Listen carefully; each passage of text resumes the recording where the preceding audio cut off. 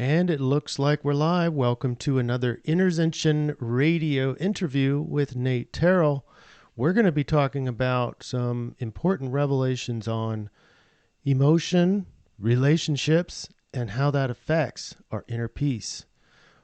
We'll be right back.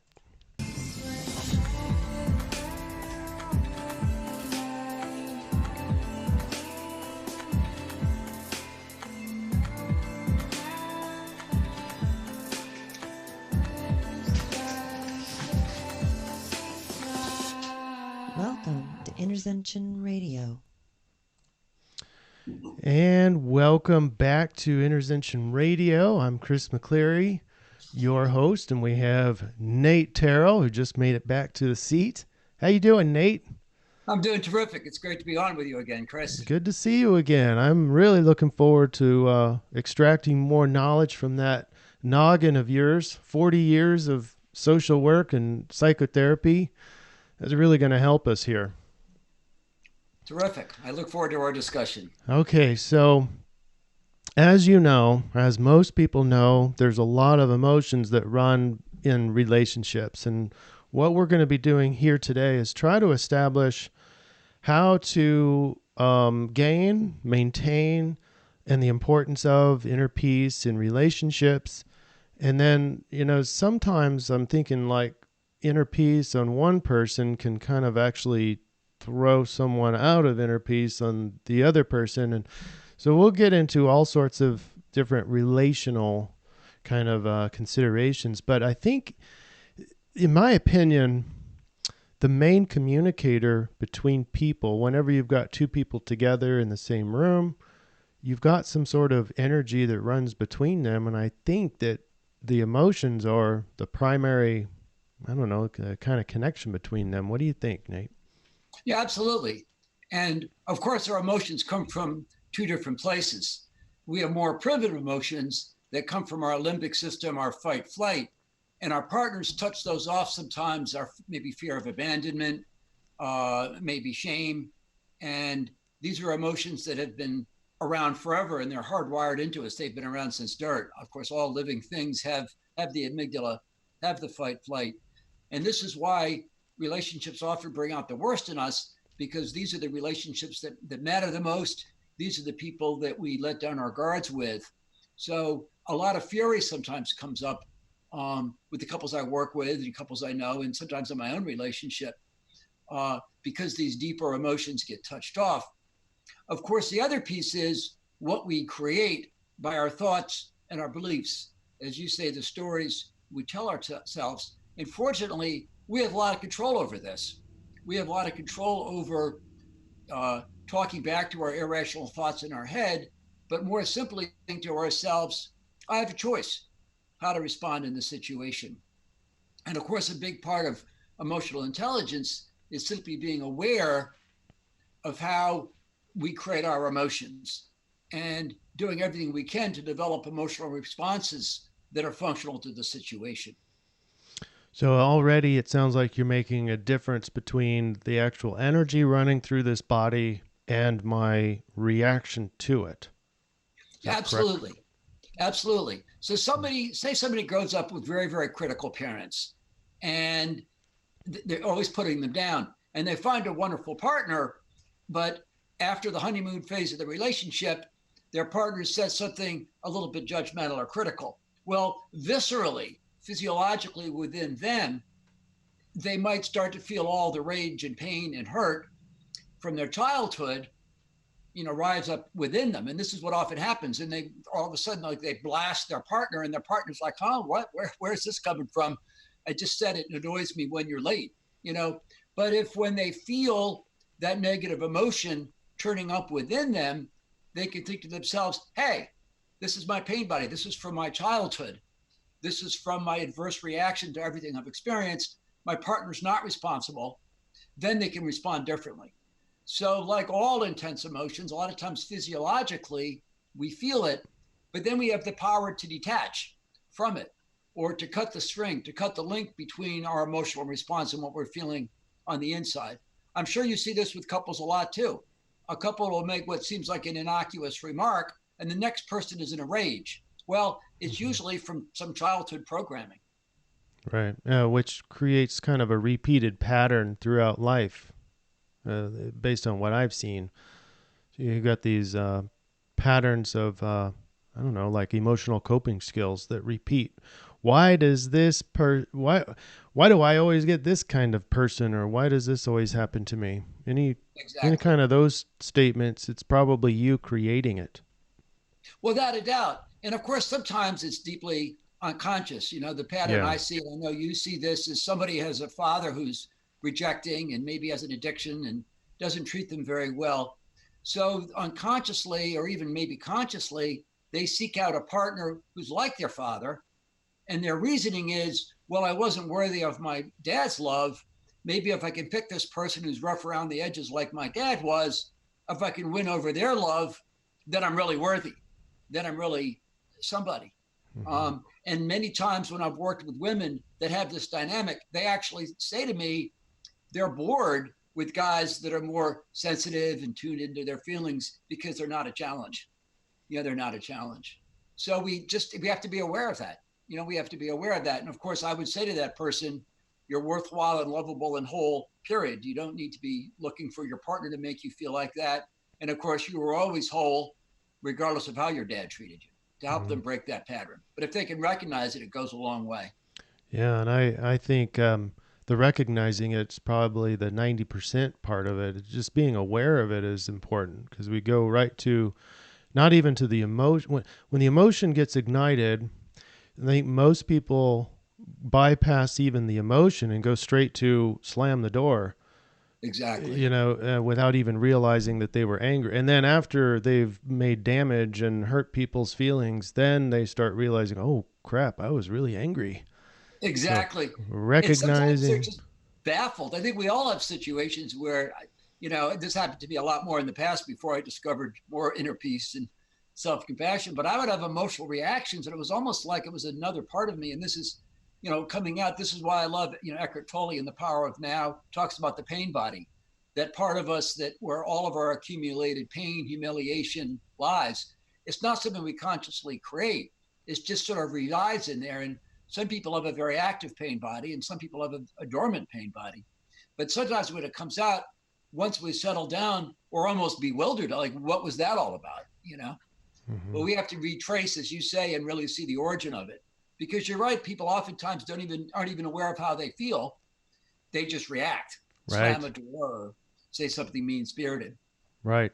These are a series of reactions. And then we judge that person based on their reactions, when, really we need to step back and also recognize that there was a catalyst prior to that. You had Exactly. mentioned why people who feel happy and whole within themselves have more relationships. Do you remember writing that? Can Absolutely. you describe a little bit about how that works?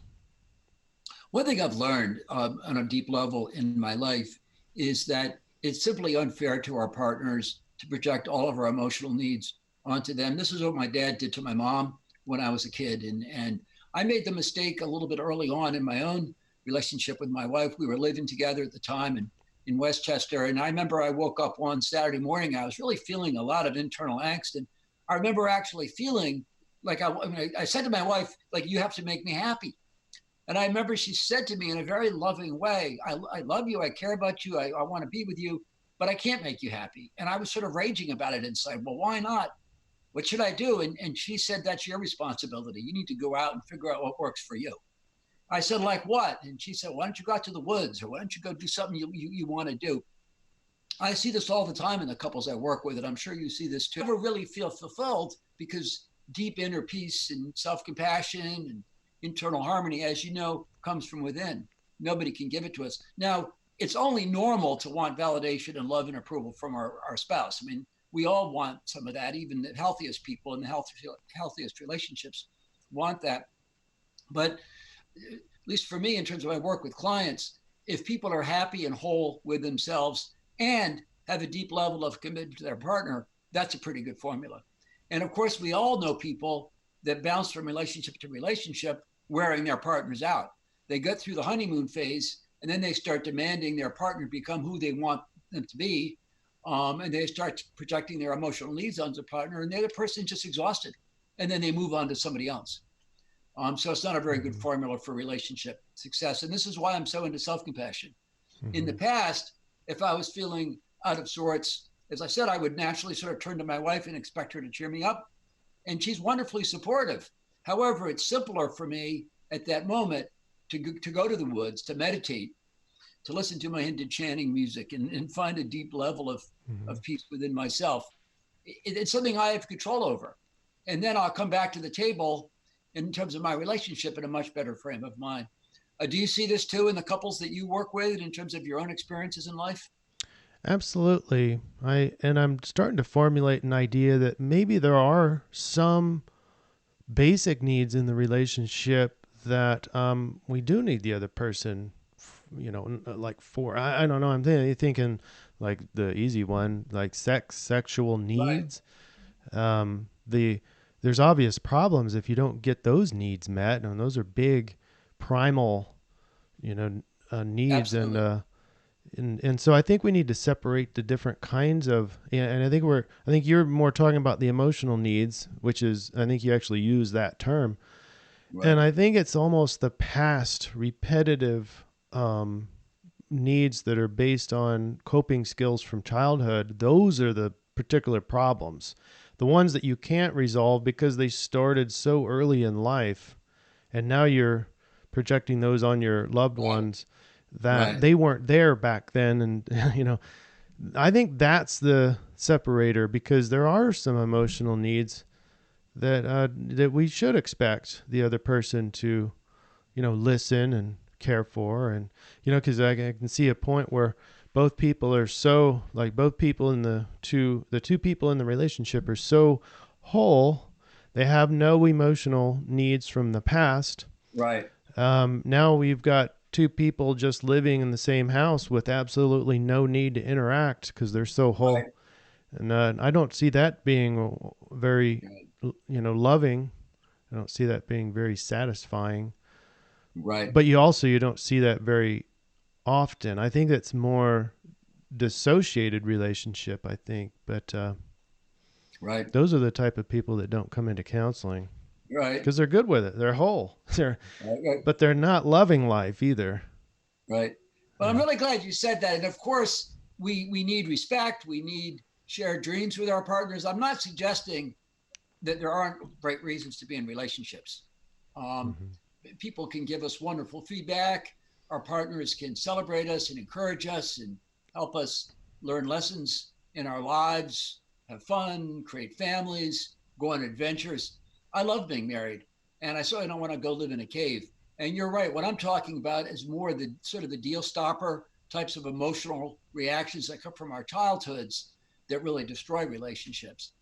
But when people can take care of that through cognitive therapy or reframing or simply mindful awareness, then of course they're freed up to enjoy the benefits of relationships. And we all have needs. I mean, most people don't want to live alone. I mean, some do, but we're very social creatures. And to have a shared dream, to overcome a difficulty together. You're aware that my wife and I had a daughter born 31 years ago who has a type of autism called Rett syndrome and needs a lot of care. And she's taught us a lot of wonderful lessons. But going through this whole process with my wife has been so meaningful. And we've had ups and downs, but we've really hung in there together. And, we adopted my son when he was 9, and he came to us with lots of angst. And we've really hung in there together to help meet his needs. So I love a sense of togetherness. I love a sense of, again, shared dreams, shared goals. I'm not suggesting we all go off and live in a cave. It's just to do it in a balanced kind of way. That's all I'm saying. Yeah. And the reasons for the relationship are extremely important. I think you do get sucked into a negative downward spiral if the relationship goal is about preventing me from feeling lonely or, right. Fulfilling those childhood needs. But at the same time, we also need to probably transcend in order to have some really deep meaning in this relationship. Some, like you said, shared dreams, but the dedication and the commitment to providing a platform for which the other person can carry out their life mission. I don't think there's a greater, greater relationship cause. Like, I think you mentioned this in your list, supporting their growth. I think you mentioned supporting their growth, I think is important, but also like encouraging them to carry out their life mission. So they're Absolutely. either To not, become their best selves. yeah, Without a and not like sacrificing your own like basic needs. Like, so you're not saying, hey, go, go spend 365 days on your life mission and just ignore me. I don't think right. that's what that's saying either.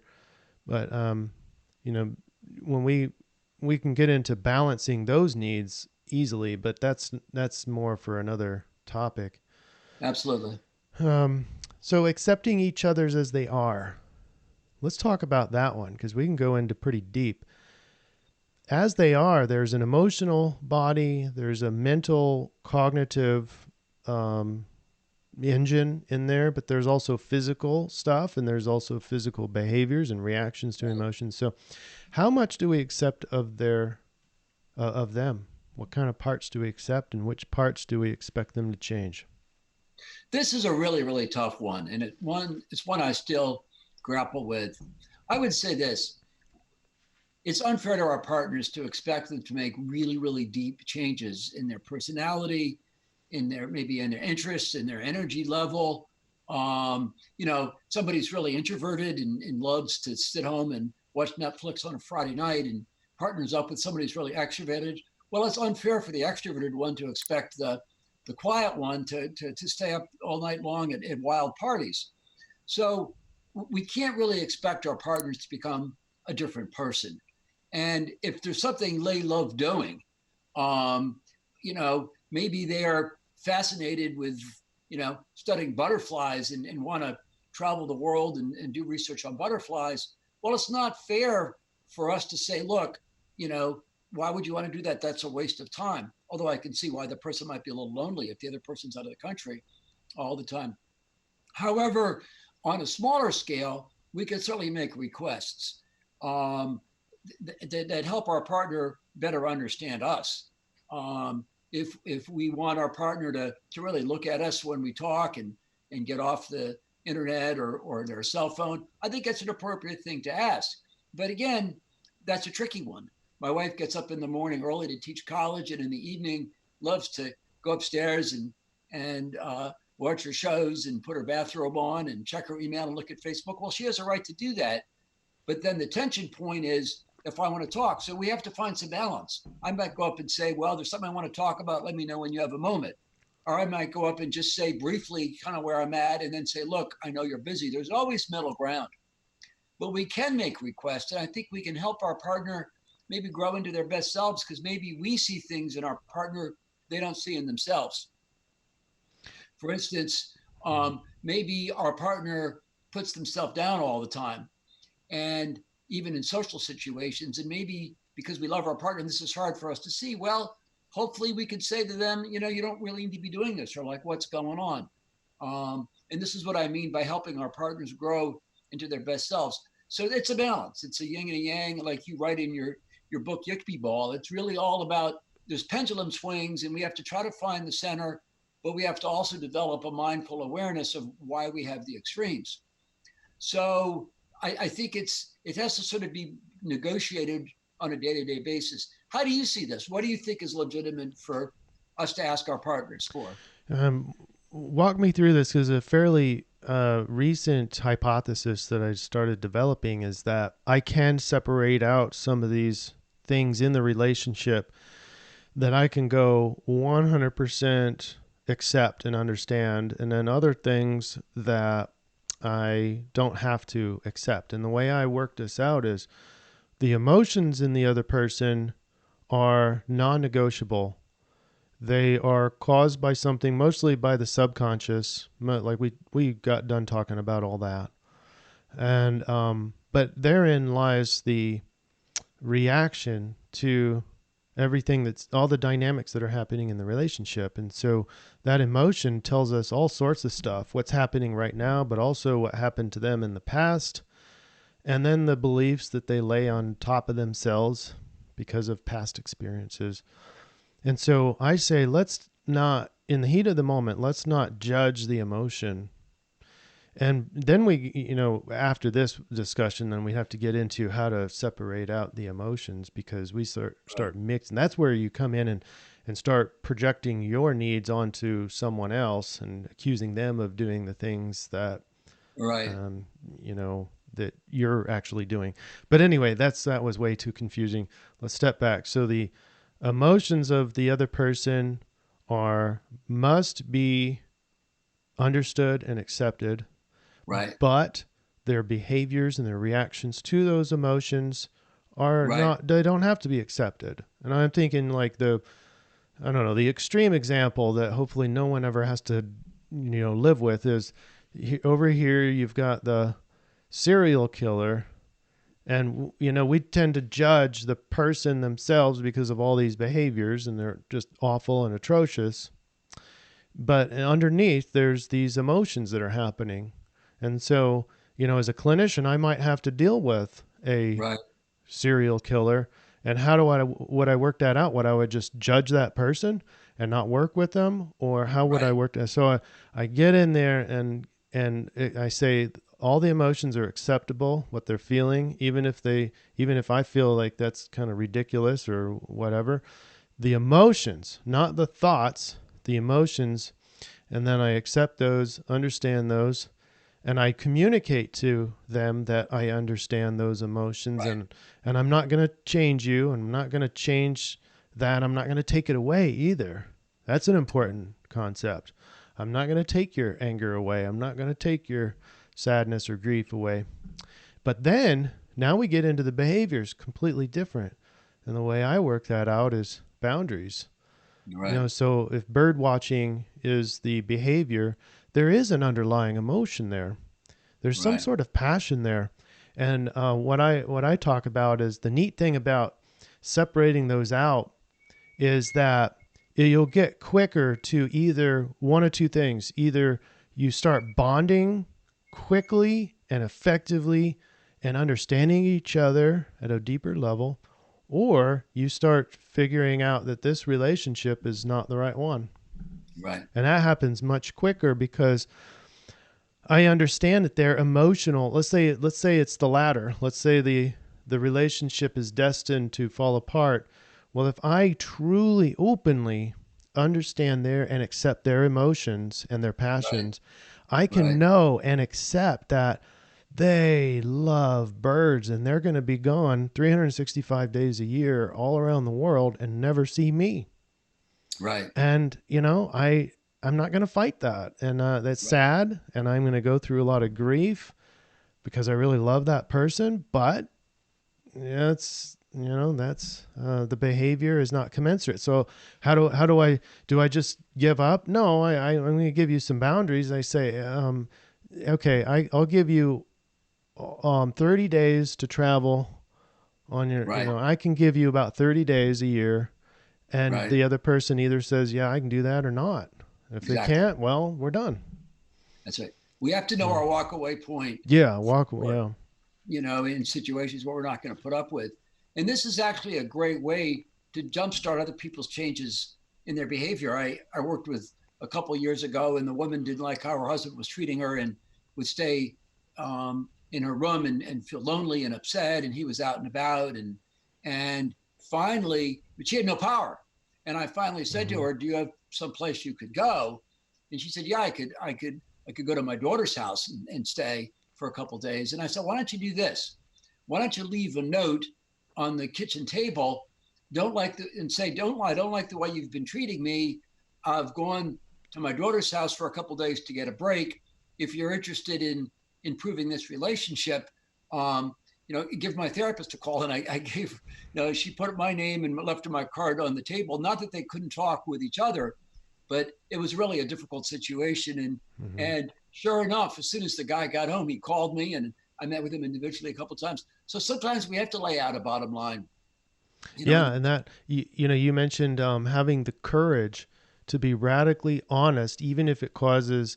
And right, sometimes people project into the future erroneously, like right, they think that the relationship is going to be conflicted if they get right, radically honest, and then so right, they get radically honest, and have this big old ordeal, only to find out that the other person, oh, I didn't realize that. Okay, well, right, no problem.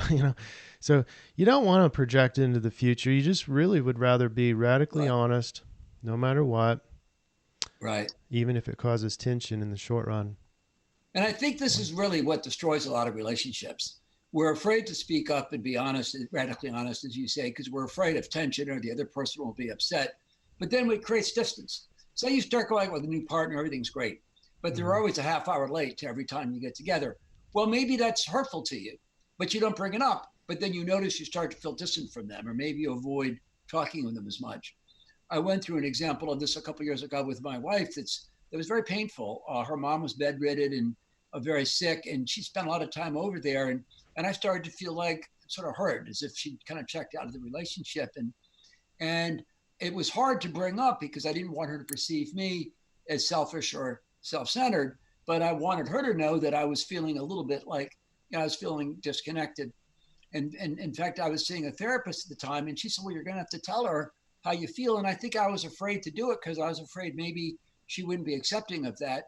And I finally did, and it was tense, but we had a really good conversation, and it really brought us back together. And I'm glad I did it. And she was able to say to me, "Look, I love you. I want to be with you. I'm just going through a difficult time." There wasn't any simple resolution, but I felt a lot more connected to her having said that.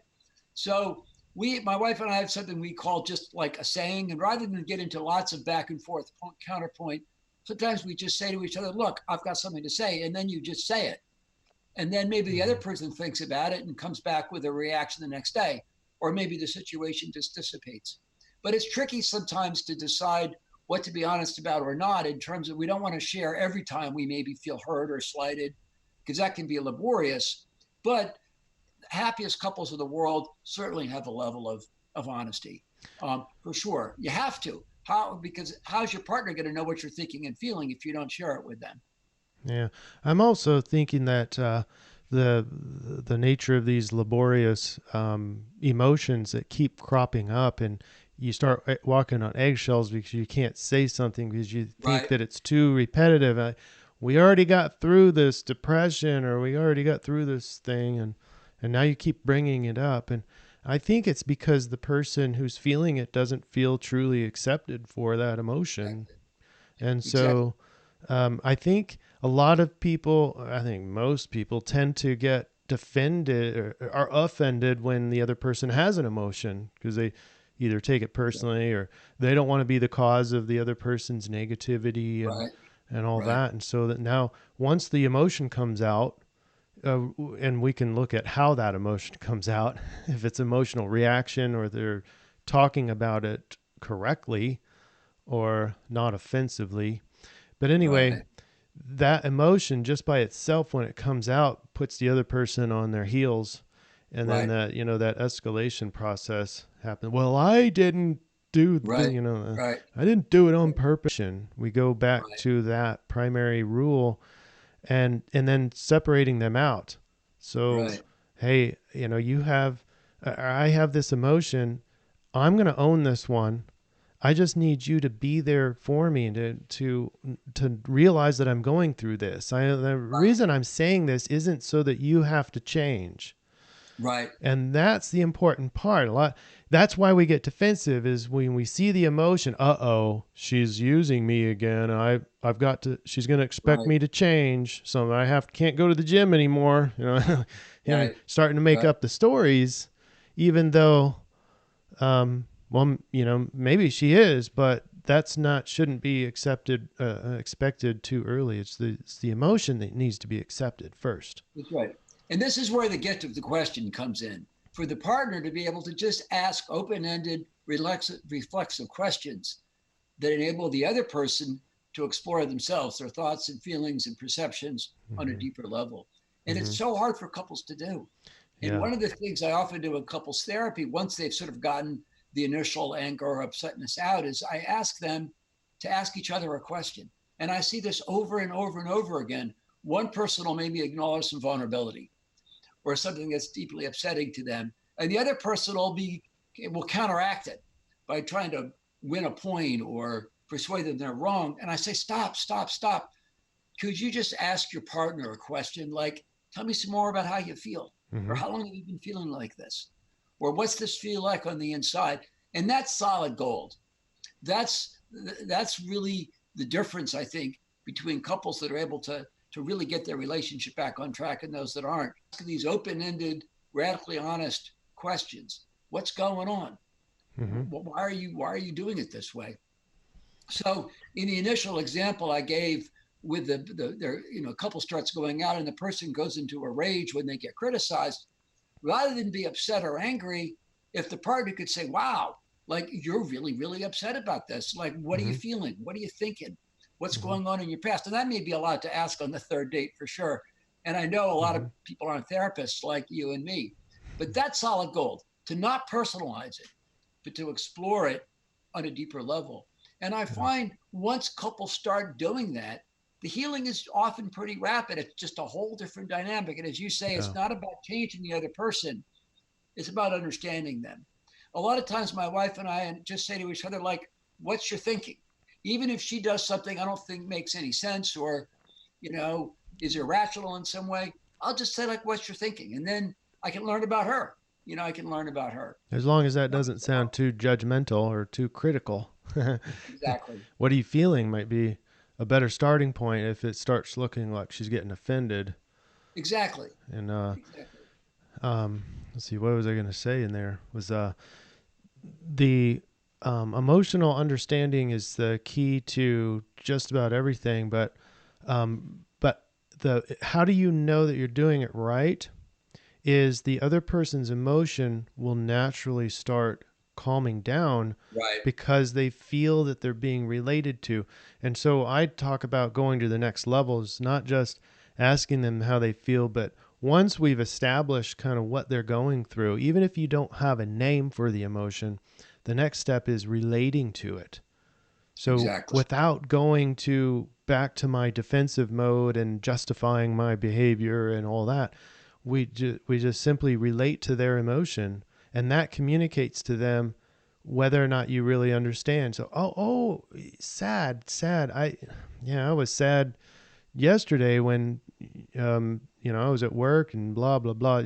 You're relating a totally different context to their emotion, and that makes them feel good. Like if you see like little kids and, who have a little bit of emotional awareness, and you get down on their level and they're angry for whatever reason, and you show them that you understand and you can relate to their anger, and that's okay. And, I'm not going to try and change you kind of thing. Then they tend to just go, oh, okay. And off they go, happy. Wow. They're happy because they're understood. They're happy because there's nothing wrong with me. It felt weird briefly, but mommy knows me. Daddy knows me. Exactly. And it feels good to be known, to be understood. And I think that's our deepest need. I mean, you mentioned biological needs, sex, food, water, safety, et cetera. But beyond that, clearly, as you just so brilliantly said, it's the need to be understood, validated, and accepted. It sounds so simple. Just for people to say, I hear you. I get it. Mm-hmm. Tell me some more. It's so validating. And it's really one of the most wonderful gifts we could give our partner, or you could give it to a friend, you could give it to a family member. That's what we long for. That's what we long for. I recently saw a statistic that something like 70% of Americans feel lonely. And I think it was 48% of Americans, adult Americans, feel like nobody gets them. Nobody understands them. And I can't tell you how many times I've had clients come into therapy and they open up in their first session and show their vulnerabilities or, things that upset them. And they say, like, I've never talked to anybody like this. They're blown away. And of course, hopefully therapists are, trusting and caring and listening, because once somebody shows vulnerability, you have to really, really be there, in that moment. And once they get used to talking about themselves, then the question is, well, how can you share more with other people what you're thinking and feeling? How can you take that risk? And of course, if every time they've ever showed vulnerability, they've been shamed, it's really, really hard to do. But wouldn't you agree? That's what we all long for. Yeah, Just for people to absolutely. say, And I hear you. and so let's look at the opposite. Like the reasons why someone would not accept the other person's emotion. This happens all the time, is because they feel like they're being manipulated. I kind of mentioned Right, it before. Like they feel this urge that if I accept their emotion, then that means I have to change my behaviors, and then right, that's when they get defended. So how do we work out emotional manipulation? Well, I tell them that doing the exact same thing actually irons out the manipulation, because a lot of times we do use emotions crop up in order to try to manipulate them into right, something else. Like that's where passive aggressive is. It's right, manipulating them into right, changing their behavior. And so how do we get around that? Well, it's to highlight the underlying emotion. So it's right, the same procedure, which is to right, figure out what they're feeling, right, completely accept what they're feeling, not what they're planning on doing, not what they're right, trying, not the manipulation. That's not it. right, You get right, under their true emotion, and here's what the cool thing is. Like pushing a beach ball down into the water. Um, when you figure out what their underlying emotion is, in the case of the manipulation, if they really are manipulating, they'll start to realize that, oh my gosh, this is not getting the outcome that I wanted. In other words, right, they are not changing their behavior. right, And so the emotion morphs. It's so right, cool to watch this. The emotion morphs into something else because the other manipulation didn't work. And so right, what do we do now? Well, we just join that emotion. And right, you watch this thing squirm around and they can't go anywhere. So and you right, never have to call them out on the manipulation. You just keep following their emotion as it goes along. I use the term, I figured this out with the addiction counseling, and people lie and manipulate all the time in addictions. And how do we work this out? Well, that's how I had to separate the emotions from the behaviors. So if the right, behaviors are going to use or stealing money so that they can go buy more drugs, then we have to behaviorally pull back all our money, right. credit cards, all that stuff. That's a firm boundary, but that doesn't stop me from accepting their emotions. That's And right. so the drug addict is going on a withdrawal, and when you're withdrawing, it doesn't feel good, and sometimes it's deadly. And so they're going to really start manipulating and lying and trying to get into your money. And so what is that emotion?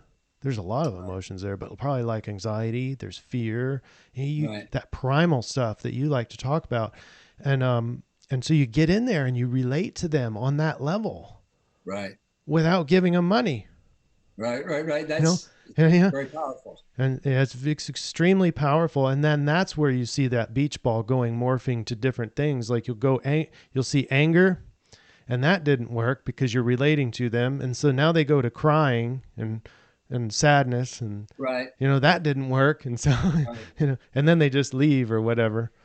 That's Um, right. Yeah. uh, And this is where I love these, what I call meta communication questions that look at the communication process. So to say to somebody, gee, you're yelling right now, like, what's up with that? But to do it in a non judgmental way creates a pretty mhm. good forum for dialogue. And it's not that you don't accept the other person, it's not at that level. But to say to somebody, gee, like, why do you think it's okay to treat me the way that you do? When I was a kid, my dad used to yell and scream a lot at my mom and at my brother and some at me. And when I got to be an adult, I didn't want to be afraid of him anymore. He could be a great guy, but he was angry a lot. And I didn't want to avoid him.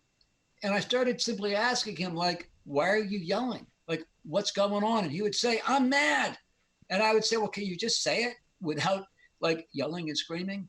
And when somebody's really mistreating us, another one of my favorite questions is to say, like, what is it about how you see me or you or the world that leads you to think your behavior is okay? And so for the person that's trying to manipulate us through guilt or shame or anger, we could even say, in a nice, calm, maybe even loving way, I feel like right now you're trying to manipulate me with your anger, and that's not working because I don't want to be manipulated. However, what's going on with you right now that you're trying to do this? Like, what's your goal? I love those questions because in a very subtle way, they put the responsibility back on the other person for their behavior. Yeah. And another But example, go ahead. but it is more confrontational, which could escalate it a little bit more, and that's why I like to just eliminate the you're doing this, you're doing that, and instead going, perhaps you're very angry, That's right. Well, like that's another way to do it. to your dad. And and the reason why I know this is because you're yelling, and you've got real tight throat, Right. and your Right. head's probably hot, and I go into the somatic markers, but I'm Right. relating instead of noticing their behavior and highlighting and mirroring their behavior, Right. which only escalates it. I'm turned into an emotional mirror and Right. relate to them. Right. And Sure. that's what really brings their emotions down in most cases. If you do this very non-confrontationally and Right. non-judgmentally, and Without a doubt. yeah, Right.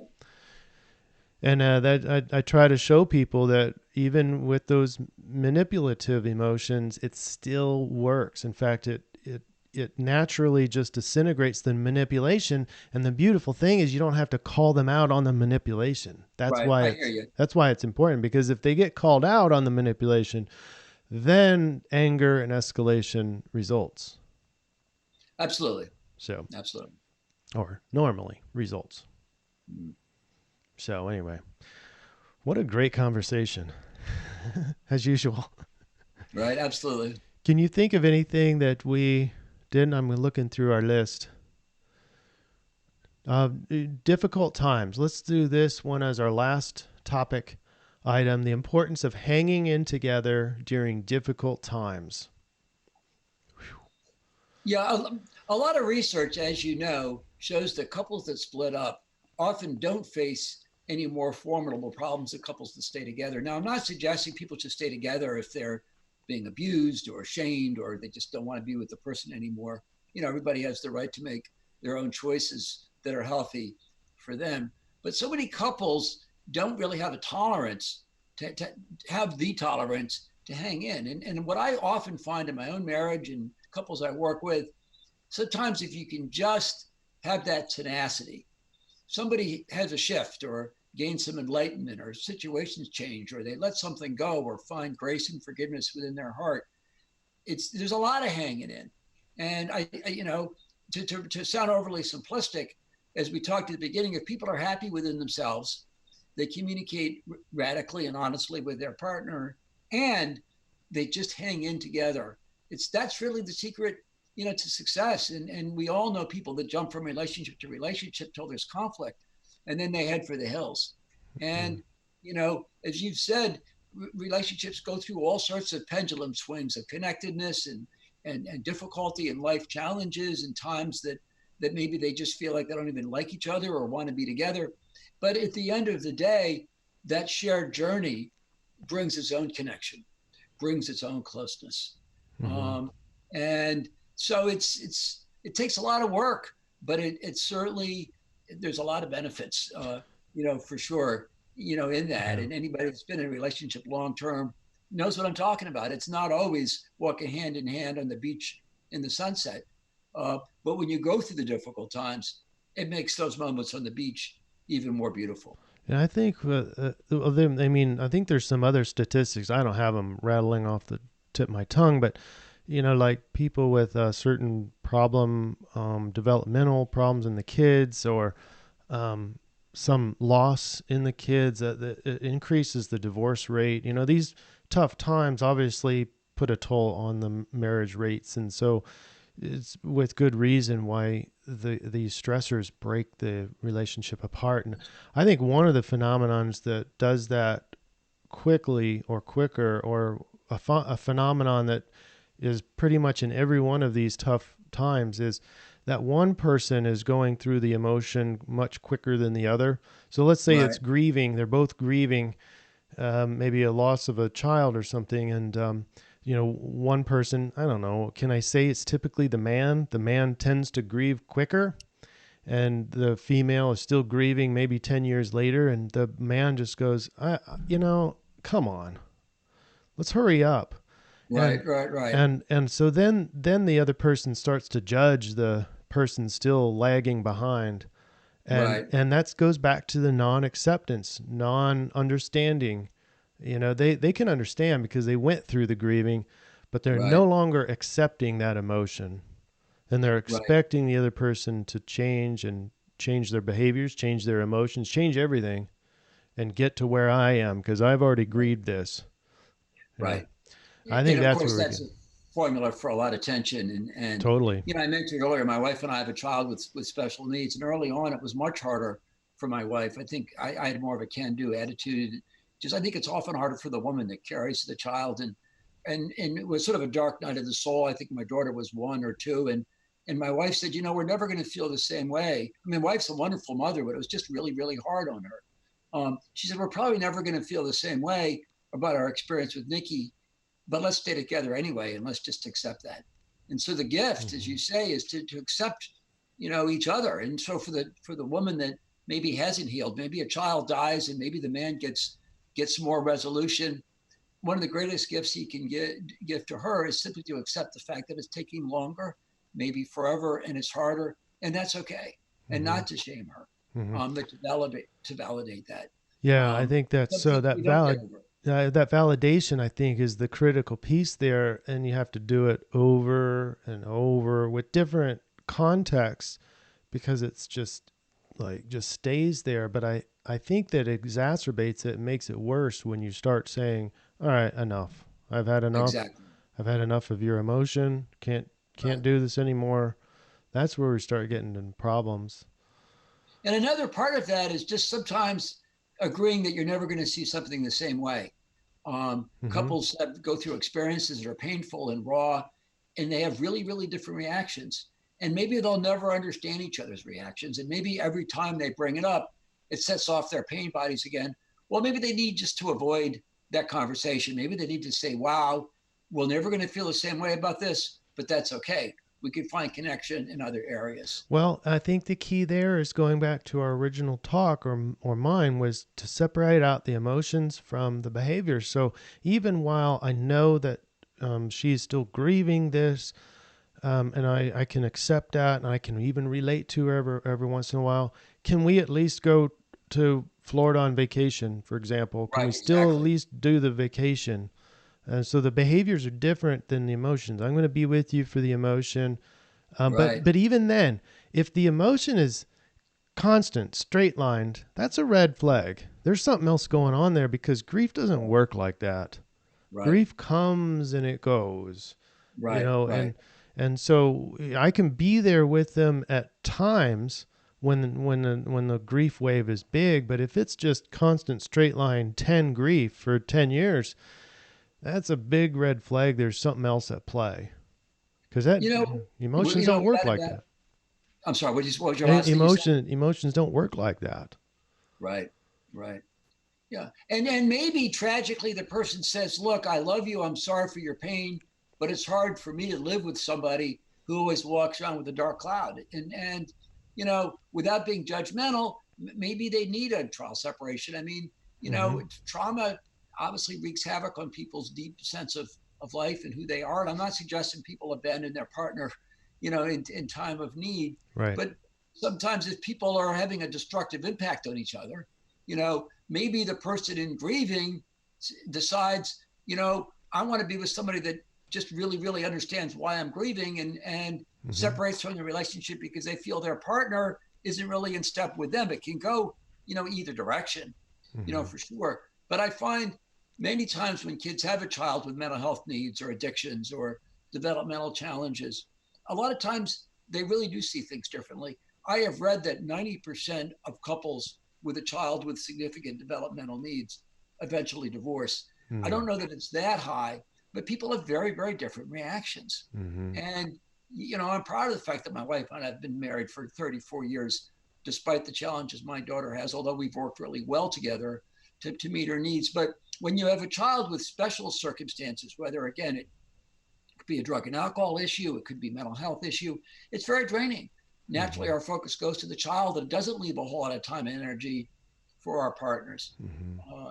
So it can be a rough road, but if you can make it through, it's like, wow, it's we did this together, and that's where a lot of the joy comes from. I think there's a beautiful Ocean City, New Jersey. There's a boardwalk near where I live, and you see these couples walking hand in hand on a summer's night.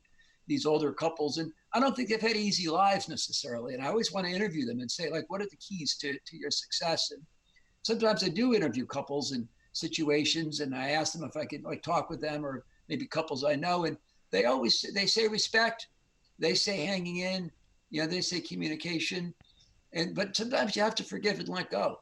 My wife and I were going through a conflict years ago, and she emailed me and said the secret to happiness is a short memory, and she's good at letting stuff go, maybe better than me, and you got to let stuff go. It's called gunny sacking. People walk around with all of their anger in a big sack behind their back, and Well, they also have the good memories wrong, and there's some truth. There's a lot of truth to this because in science we know that our memories get horrible over time. At best, maybe 40%.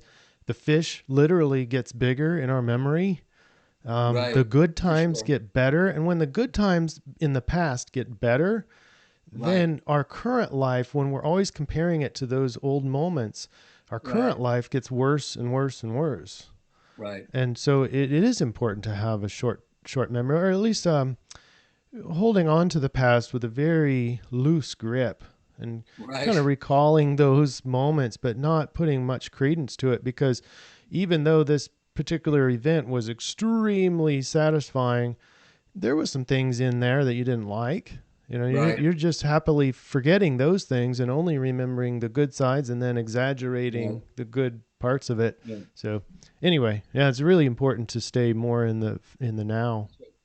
Yeah, and to celebrate what we have. It's so easy to look around and think, gee, other people have it better than we do in some ways in life. But as you well know, the happiest people, the happiest couples celebrate what does work.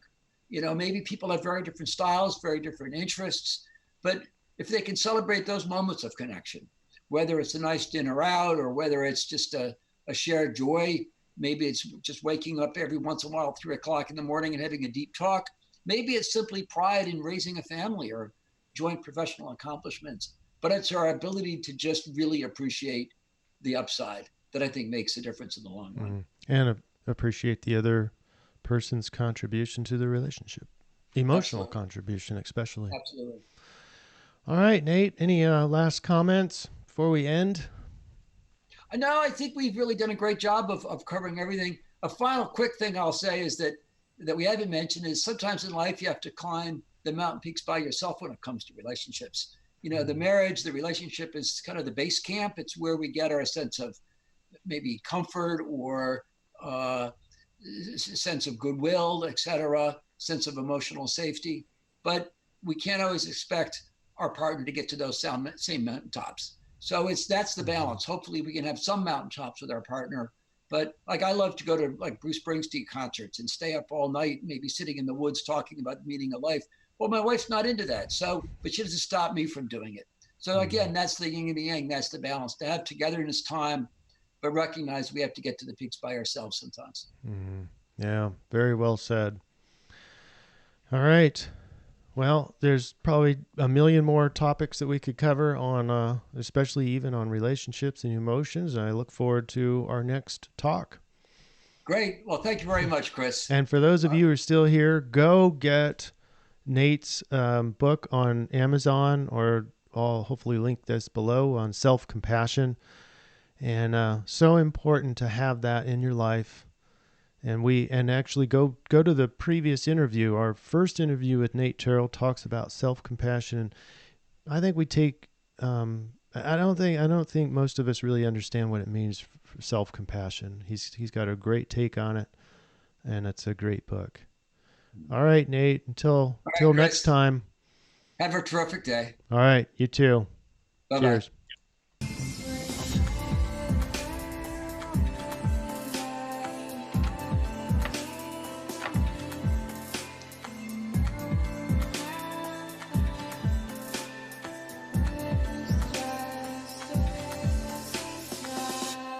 Welcome to InnerZension Radio.